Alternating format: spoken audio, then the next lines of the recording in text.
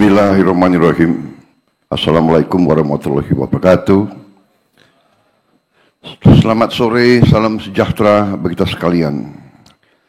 Shalom, salve, Om Swastiastu, Namo Buddhaya, salam kebajikan.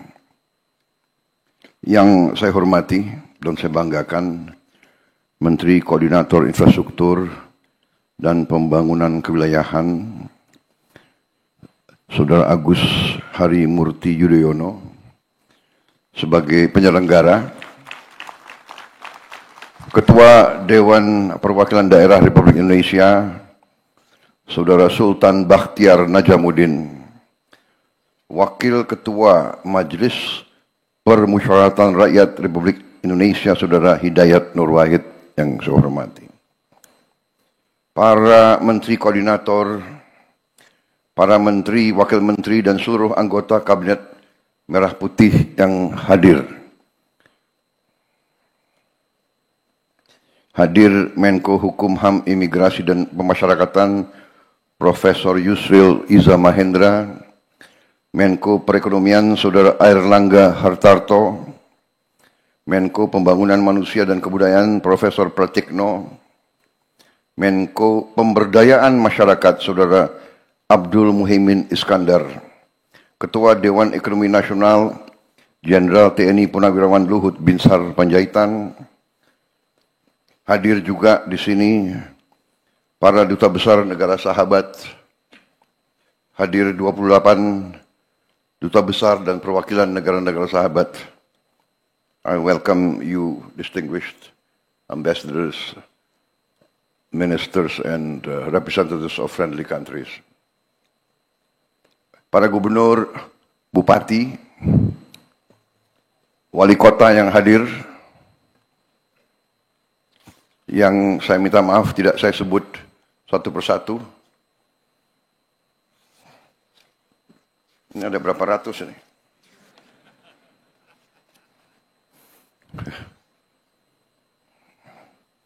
Tapi saya sambut para gubernur,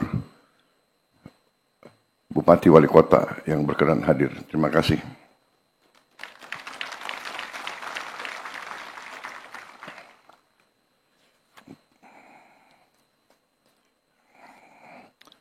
Tentunya sebagai insan yang bertakwa, tidak henti-hentinya kita panjatkan puji syukur kehadirat Tuhan Maha Kuasa, Tuhan Maha Besar.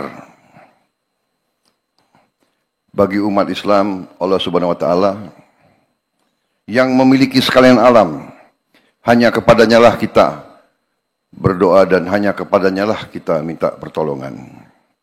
Kita bersyukur atas segala karunia yang diberikan kepada kita, atas kondisi bangsa yang damai dan sejuk, atas kesehatan dan nafas yang masih diberikan kepada kita sekalian, sehingga kita dapat hadir berkumpul di tempat ini dalam keadaan tidak kekurangan sesuatu apapun. Saudara-saudara sekalian, Menko Infrastruktur yang saya hormati, terima kasih atas undangan ini, dan terima kasih atas penyelenggaraan dan pengaturan yang baik dan tertib.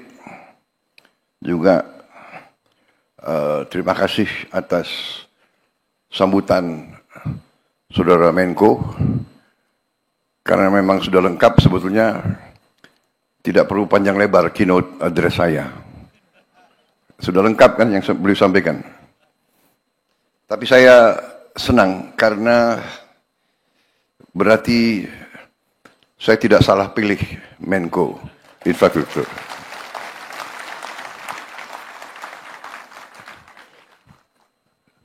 Salah satu kunci kepemimpinan yang saya belajar ialah pilihlah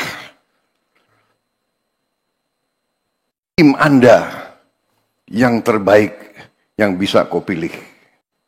Itu yang saya belajar. Sama dengan kalau kita mau bikin tim sepak bola, pilih yang terbaik yang ada, ya kan? Kalau memang belum berhasil, minimal kita berusaha. Kan begitu. Jadi, kenapa saya sebut ini? Karena saya terus terang saja memberi pengarahan itu tidak terlalu sering. Memberi petunjuk tidak terlalu sering. Dan tidak terlalu lama. Saya memberi petunjuk kepada saudara Yudhoyono ini, saudara AHY, tidak sering dan tidak panjang lebar. Saya sampaikan ini intinya. Beliau bisa nangkap dan saudara-saudara tadi ini yang beliau sampaikan inilah sebenarnya yang sedang kita kerjakan. Jadi saudara-saudara sekalian, kita akui masih banyak tantangan, masih banyak kesulitan. Kita akui bahwa kita harus mengejar ketertinggalan kita dengan perkembangan yang begitu dahsyat di dunia sekarang ini. Tapi kita bertekad bahwa kita bisa mengejar ketertinggalan itu. Karena kehendak kita jelas, kehendak kita kuat, pemahaman kita terhadap keadaan juga jelas. Nah, sekarang tinggal mempersatukan kehendak tersebut, mempersatukan kolaborasi, dan bekerja dengan semangat, bekerja dengan optimisme, bekerja dengan kehendak yang kuat. Saudara-saudara sekalian, masalah yang kita hadapi dalam pembangunan suatu bangsa, masalahnya adalah masalah yang sudah dialami oleh berapa puluh bahkan ratusan negara-negara lain. Sejarah peradaban manusia mengajarkan kita bahwa keberhasilan suatu bangsa itu ada unsur-unsurnya, ada elemen-elemennya. Tentunya harus ada sistem politik, sistem kenegaraan yang berfungsi. Sistem kenegaraan itu menyangkut sistem hukum yang berkeadilan, yang berfungsi. Kemudian dengan sistem tersebut terpilihlah unsur-unsur pimpinan di bidang eksekutif, di bidang yudikatif, dan di bidang legislatif. Kita sekarang sedang berbicara masalah tugas kita sebagai eksekutif. Baru saja tadi pagi saya berurusan dengan yudikatif. Dan legislatif terus-menerus mengawasi kita dan menopang kebutuhan-kebutuhan anggaran kita. Urusan pembangunan suatu negara adalah urusan penggunaan dan pengelolaan sumber daya dan kekayaan suatu bangsa. Tugas kita bersama, para eksekutif, adalah bagaimana kita menjaga dan mengelola sumber daya dan kekayaan tersebut. Kemudian, setelah kita menghadapi dan mengalami dan setelah kita mengidentifikasi masalah-masalah pokok bangsa, kita datang dengan solusi-solusi. Kita tidak takut dengan hambatan, kita tidak takut dengan kesulitan, tidak takut dengan ancaman. Kita akan hadapi kesulitan tersebut. Kita akan hadapi dengan cepat dan kita akan cari solusi dengan cepat dan kita akan kerjakan. Saudara-saudara sekalian,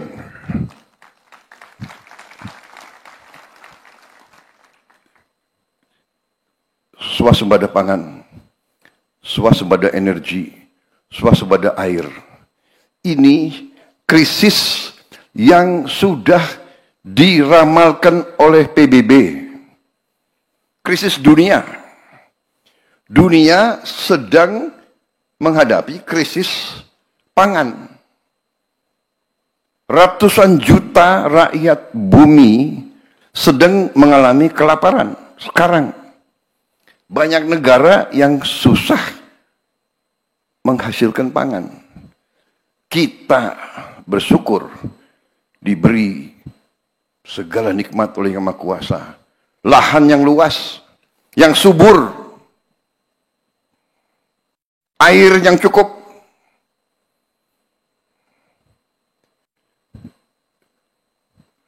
Sumber daya di atas dan di dalam bumi, di laut dan di bawah laut. Segala kekayaan kita, sesuatu yang patut kita bersyukur. Sejak saya ambil alih pemerintahan, saya belajar, saya lihat angka-angka. Saya takjub dengan kekayaan kita. Kekayaan kita luar biasa. Tapi saya juga sadar bahwa kita perlu lebih berani, lebih pandai mengelola kekayaan-kekayaan tersebut. Saya tidak malu-malu. Walaupun di hadapan sahabat-sahabat dari luar negeri, saya juga tidak malu-malu. Kita harus berani mengatakan apa adanya. Kekurangan Indonesia adalah kita kurang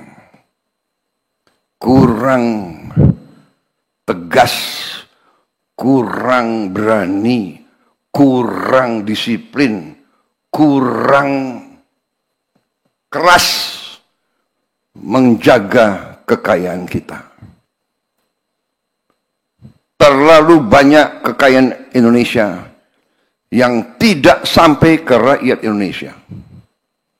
Saudara-saudara, dengan demikian saya harus memimpin suatu pemerintah yang berani untuk menegakkan efisiensi penghematan. Dengan efisiensi penghematan, kita bisa investasi di hal-hal yang sangat penting. Saya terima kasih Menko Infrastruktur dan menteri-menteri bisa memahami ini. Bahwa sekarang ini yang saya ingin amankan adalah sumber pangan Indonesia dan sumber energi. Dan alhamdulillah tanda-tanda sudah jelas di hadapan mata dengan kebijakan-kebijakan kita dalam beberapa bulan ini. Dan sekali lagi saya tekankan, peranan dari pemerintah sebelum pemerintah yang saya pimpin harus saya tegaskan di sini bahwa transisi dari pemerintah Pak Jokowi kepada saya adalah yang ikut menentukan bahwa kita sekarang bisa bekerja dengan cepat. Saudara-saudara sekalian, kita harus berani mengakui kebaikan dan keberhasilan pemerintah-pemerintah sebelum kita.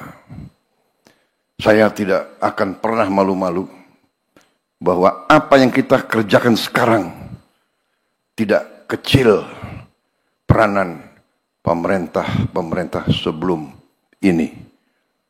Semua pemerintahan sebelum ini sangat berjasa. Kalau kita bicara infrastruktur, kita bisa lihat dengan mata kita apa yang dibangun oleh Bung Karno, oleh pemerintah pertama kita, dilanjutkan oleh Presiden Soeharto, dilanjutkan oleh presiden-presiden selanjutnya.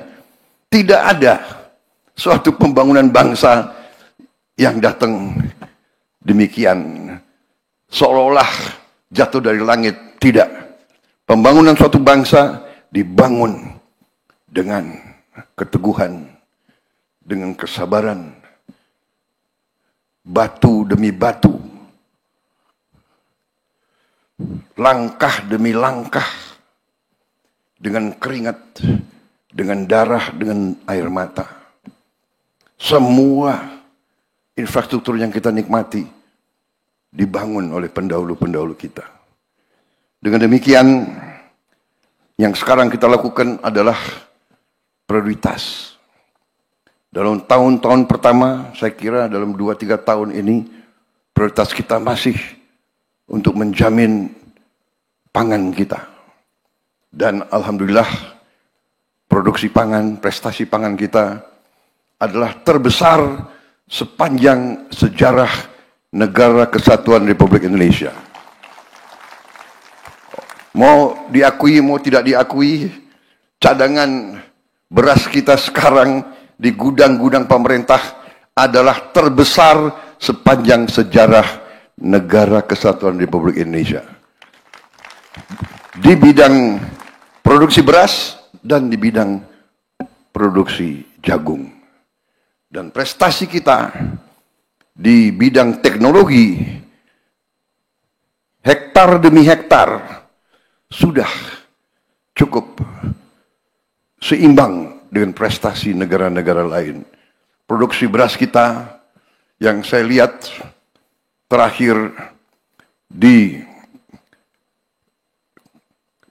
Sumatera Selatan, di Sumatera Selatan saja peningkatan produksi beras diperkirakan tahun ini 48% peningkatannya. Di kuartal pertama ini sudah 48%. Diperkirakan ini akan terus. Produksi per hektar pun sangat menggembirakan. Yang biasanya 3-4 ton gabah per hektar, sekarang sudah 6-7-8 ton. Sangat luar biasa. Di beberapa tempat bukan saja 3 kali panen, ada beberapa tempat di Indonesia sudah 4 kali panen 1 tahun, saudara-saudara sekalian. Saya kira ini prestasi dunia yang perlu kita banggakan. Dan kita akan terus. Bagaimana kita bisa mencapai prestasi ini dalam waktu dekat? Karena kita melakukan efisiensi. Kita melakukan deregulasi.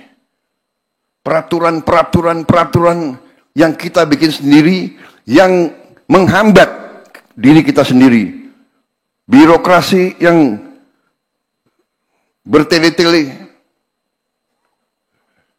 Saudara-saudara,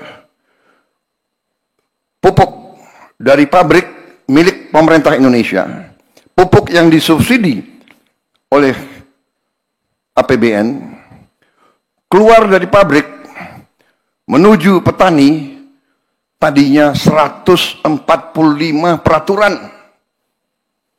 145 regulasi. Harus tanda tangan menteri. Untuk tanda tangan menteri harus paraf dirjen.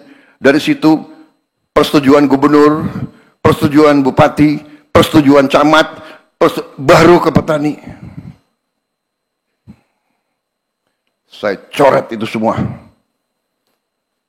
Dari pabrik langsung ke Gapoktan. Nggak ada ini. Tidak ada. Produksi naik, saudara. Pupuk yang langka ternyata bisa tidak langka. Pupuk bisa terjangkau oleh petani. Saudara-saudara, ini mempertebal keyakinan saya bahwa pemerintah modern harus efisien, harus kerja cepat, harus fleksibel, kenyal, dan tidak boleh bertele-tele dengan peraturan. Peraturan penting untuk mengawasi, mengendalikan, dan mengamankan. Tapi peraturan yang dibuat hanya untuk mempertahankan kekuasaan sektoral dan hal-hal yang terlibat dengan vested interest, dengan kepentingan-kepentingan tertentu yang tidak semata-mata untuk kepentingan rakyat, harus kita tinggalkan. Dan saya bertekad untuk saya bekerja keras untuk mengurangi regulasi-regulasi yang tidak masuk akal. Saudara-saudara, dengan prioritas demikian, baru kita wujudkan yang akan kita wujudkan. Karena itu saya hargai Menko Infrastruktur. Saudara menangkap masalah yang kita hadapi, saudara menangkap strategi saya.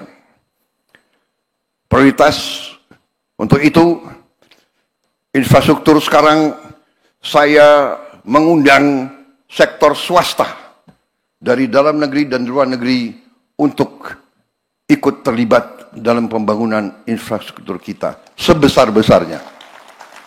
Sebesar-besarnya. Saya akan mengakui, saudara-saudara, saya percaya dengan peranan negara yang kuat untuk intervensi, mengatasi kemiskinan, mengatasi kelaparan, memperbaiki pendidikan. Saya percaya dengan intervensi negara yang kuat. Tapi saya juga tahu bahwa di bidang-bidang tertentu, terutama di bidang konstruksi pembangunan fisik, sektor swasta dan juga sektor swasta internasional sering lebih modern, lebih efisien, dan dapat mencapai prestasi tepat waktu dengan menghemat anggaran yang besar. Harus kita akui. Seringkali BUMN ini merasa kalau dia kerjanya lambat, tidak apa-apa. Kalau nanti dia boros, tidak apa-apa. Karena ada Menteri Keuangan yang akan, apa istilahnya, PMN. PMN, apa ini PMN ini? Ya kan? Kalau kita tanya perusahaan-perusahaan besar internasional, dia ada nggak PMN? Jadi justru karena kita butuh sekarang mitra-mitra yang efisien, mitra-mitra yang modern teknologinya, saya arahkan bahwa infrastruktur sekarang peran swasta harus lebih besar. Saudara-saudara. Tapi untuk swasta dari dalam dan luar negeri tertarik, pemerintah harus mempermudah pekerjaan mereka. Jadi saya menyambut baik tadi apa itu, pusat-pusat atau kantor-kantor memfasilitasi semua proyek, dibantu, diamankan, dijaga supaya tidak terganggu rencana besar pembangunan tersebut. Itu strategi kita mengundang, dan saudara-saudara, pemerintah Indonesia juga sekarang merasa kita lebih kuat. Dengan efisiensi yang kita lakukan di awal administrasi saya, di awal pemerintahan saya, dengan efisiensi yang kita lakukan, ternyata kita bisa menghemat banyak uang, cash, dan uang itulah sekarang kita pakai sebagai dana investasi kita. Sehingga kita sekarang berani, kalau kita undang kerjasama dengan swasta atau dengan asing, kita berani, pemerintah akan ikut berapa persen. Dan bukan minta saham kosong, tapi kita ikut serta dengan uang yang nyata, uang yang real. Saya kira itu akan memberi comfort kepada semua mitra-mitra dari luar negeri. Saudara-saudara sekalian, strategi besar kita demikian. Tadi sudah digarisbawahi beberapa elemen. Saya ingin emphasize, saya ingin garisbawahi salah satu proyek infrastruktur yang sangat strategis, sangat vital bagi kita, merupakan suatu mega project, tapi harus kita laksanakan adalah Giant Sea Wall, tanggul laut pantai utara Jawa. Proyek ini sangat vital. Proyek ini berada dalam perencanaan Bappenas sejak tahun 95. Bayangkan, sejak tahun 95. 30 years ago. Kalau tidak salah ya, 30 tahun yang lalu. Tapi kita tidak berkecil hati. Sekarang tidak ada lagi penundaan. Sudah nggak perlu lagi banyak bicara. Kita akan kerjakan itu segera, saudara-saudara sekalian. Proyek ini menyangkut jarak yang tidak pendek, kalau tidak salah sekitar 500 km dari Banten sampai ke Jawa Timur, ke Gresik, 500 km, dan perkiraan biaya yang dibutuhkan 80 miliar dolar. Dan waktu perkiraan untuk di Teluk Jakarta saja kemungkinan 8 sampai 10 tahun.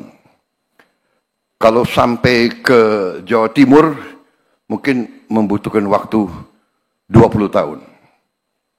15 sampai 20 tahun. Tidak ada masalah.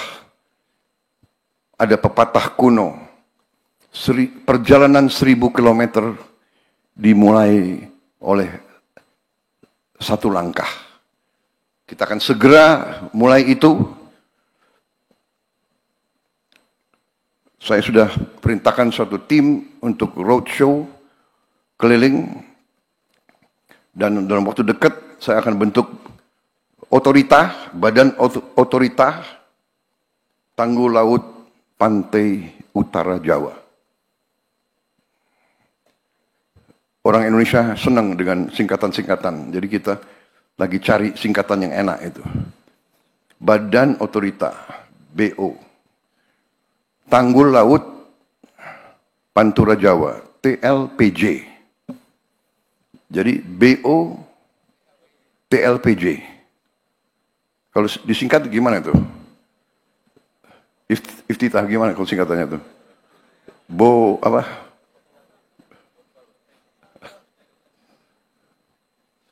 Ya, dicarilah ya. Sangat penting ini. Tapi ini vital. Dan ini sesuatu mega project. Saya akan mulai, saya tidak tahu presiden mana yang akan menyelesaikan. Tapi kita harus mulai. Dan kita akan mulai.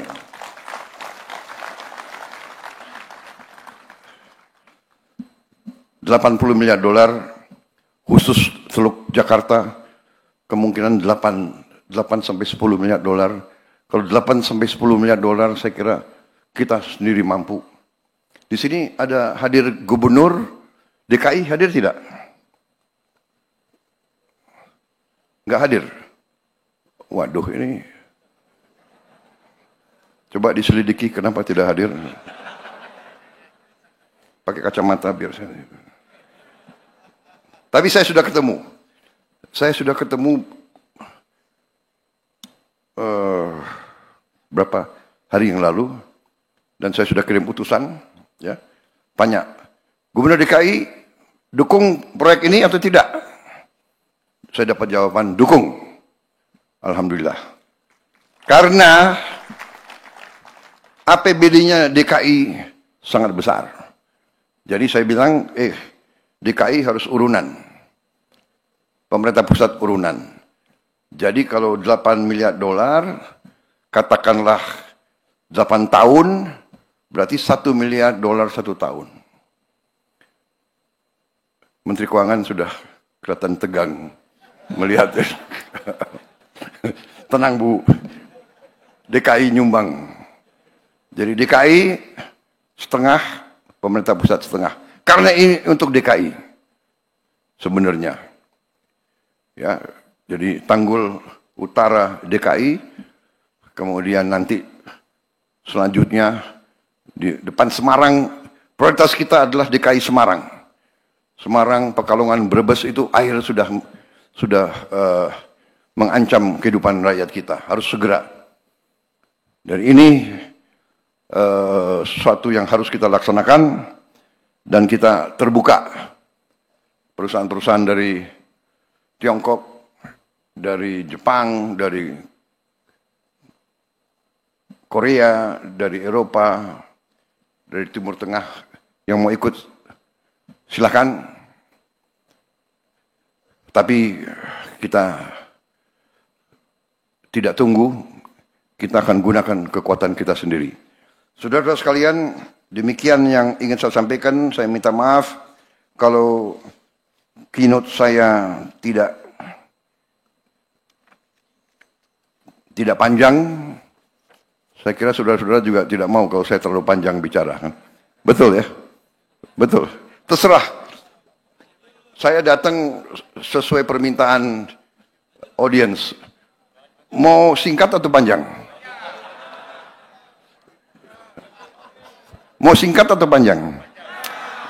Bohong gitu. Kalau politisi takut sama presiden, panjang Pak, panjang. Yang di belakang udah resah. Ya kan? Coba pakai kacamata saya mau lihat ini. Mana senyumnya yang politisi atau senyumnya yang... Kalau orang-orang eksekutif ya, orang pengusaha, orang itu maunya singkat. Sudahlah Pak, jangan macam-macam. Kasih tahu kita mana, apa, bagaimana, berapa. Kan begitu kan?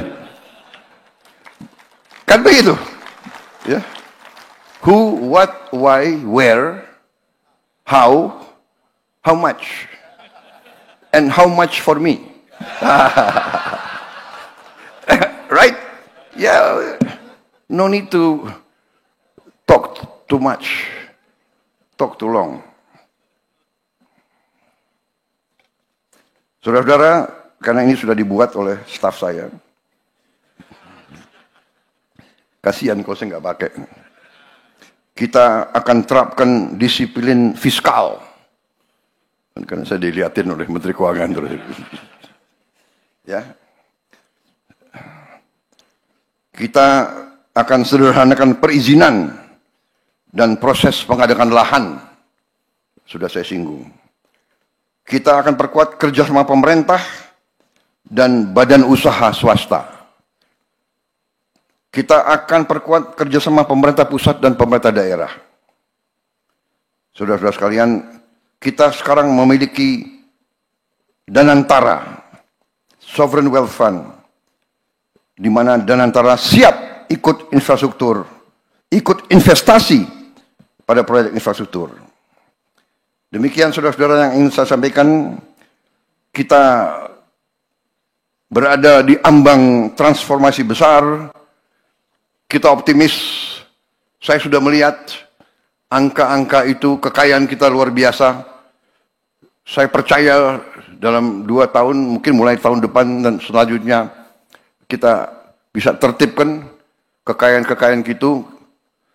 Saya ketemu dengan ahli-ahli dari universitas terbaik di dunia. Mereka menyampaikan kekayaan kita di laut kita masih sangat kecil, belum tersentuh yang sebenar-benarnya. Kita akan swasembada pangan, itu sudah sangat jelas. kita akan swasembada air, dan kita juga akan swasembada energi dalam waktu dekat. Dan kita akan tertibkan, kita akan tegakkan hukum hanya dengan kepastian hukum. Hukum yang benar, iklim usaha akan berkembang dengan baik. Demikian pengarahan saya. Terima kasih Menko Infrastruktur dan semua peserta. Terima kasih. Teruskan dan laksanakan apa yang sudah saudara rencanakan. Wassalamualaikum warahmatullahi wabarakatuh.